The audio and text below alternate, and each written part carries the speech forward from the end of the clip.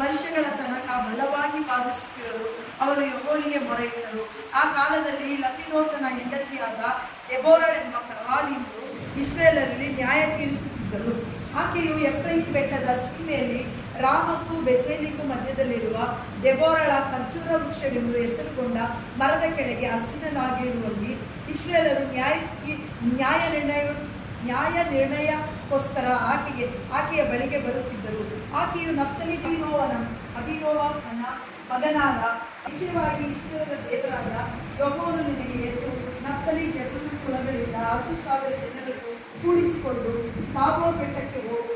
ನಾನು ಸೈನ್ಯ ರಥಗಳನ್ನು ನಿನ್ನ ಬಳಿಗೆ ಕೀಶೋನ್ ಹಳ್ಳಕ್ಕೆ ಎಳೆದುಕೊಂಡು ಬಂದು ಆಕೆಗೆ, ನೀನು ನನ್ನ ಸಂಗಡ ಬರುವುದಾದರೆ ಹೋಗುವೆನು, ಇಲ್ಲ ನಾನು ಹೇಗೂ ನಿನ್ನ ಸಂಗಡ ಬರುವೆನು. ಆದರೆ ಈ ಯುದ್ಧ ಪ್ರಮಾಣದಲ್ಲೂ ಇಸ್ರಾಯೇಲನನ್ನು ಒಬ್ಬ ಸ್ತ್ರೀಗೆ ಒಪ್ಪಿಸಿಕೊಡುವನು ಎಂದು ಹೇಳಿ ಎದ್ದು ಬಾರಾಕನೊಡನೆ ಕೇದೇಶಿಗೆ ಹೋದಳು ಮತ್ತು ಹೆಜ್ಜೆ ಹಿಡಿದು ಯುದ್ಧಕ್ಕೆ ಹೋದಳು.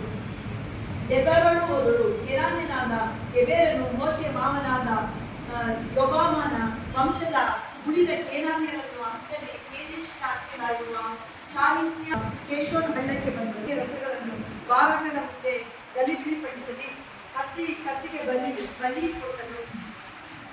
ಸೀಸೇರನು ರಥದಿಂದ ಹಾರಿ ಓಡಿ ಹೋದನು. ಬಾರಾಕನು ಅವನ ಸೈನ್ಯ ರಥಗಳನ್ನು ಬೇಚರ ಅರೋಷೇತಿನವರೆಗೂ ಹಿಂದಟ್ಟಿದರು.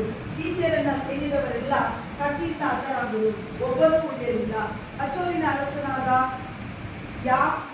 ಕೇನಾನ್ಯನಾದ ಎಬೇರನ ಹೆಂಡತಿಯಾದ ಯಾಯೇಳಳ ಗುಡಾರದ ಕಡೆಗೆ ಹೋದನು. ಯಾಯೇಳಲು ಹೊರಗೆ ಹೋಗಿ ಸೀಸೇರನನ್ನು ಎದುರುಕೊಂಡು ಅವನಿಗೆ, ಸ್ವಾಮಿ, ಒಳಗೆ ಬಂದಿರಿ, ಹೆದರಬೇಡಿರಿ, ನಮ್ಮಲ್ಲಿ ಬಂದಿರಿ ಅನ್ನಲು ಅವನು ಗುಡಾರದೊಳಗೆ ಹೋದನು. ಆಗ ಆಕೆಯು ಅವನನ್ನು ಕಂಬಳಿಯಿಂದ ಮುಚ್ಚಿದಳು. ಅವನು ಆಕೆಗೆ, ದಯವಿಟ್ಟು ಸ್ವಲ್ಪ ನೀರನ್ನು ಕೊಡು, ನನಗೆ ಬಹಳ ದಾಹವಾಗಿದೆ ಅನ್ನನು. ಆಕೆಯು ಗುದರನ್ಯ ರಾಜ್ಯನಾದ ಯಾಹೀನನನ್ನು ಇಸ್ರಾಯೇಲರ ಮುಂದೆ ತಗ್ಗಿಸಿದನು. ಇಸ್ರಾಯೇಲರ ಹಸ್ತವು ಹೆಚ್ಚು ಬಲಗೊಂಡಿದ್ದರಿಂದ ಕಾನಾನ್ಯರ ಅರಸನಾದ ಯಾಹೀನನು ಪೂರ್ವವಾಗಿ ಸೋತು ನಿರ್ನಾಮವಾದನು.